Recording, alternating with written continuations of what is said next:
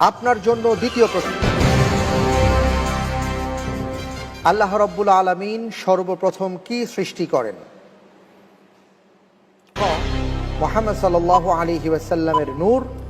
খ, আদম আলাইহিস সালামকে। গ, আসমান জমিন।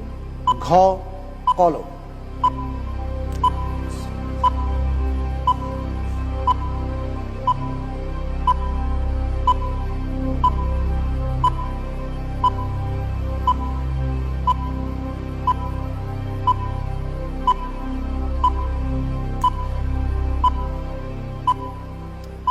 জি, আলহামদুলিল্লাহ। আল্লাহ সুবহানাহু ওয়া তাআলা পৃথিবীর সৃষ্টি জগতের মধ্যে সর্বপ্রথম কলম সৃষ্টি করেছেন।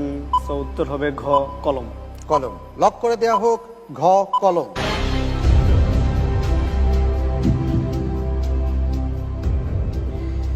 আপনি বলছেন কলম।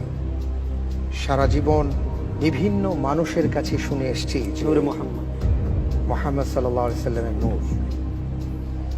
দেখি আপনার উত্তরের কি অবস্থা।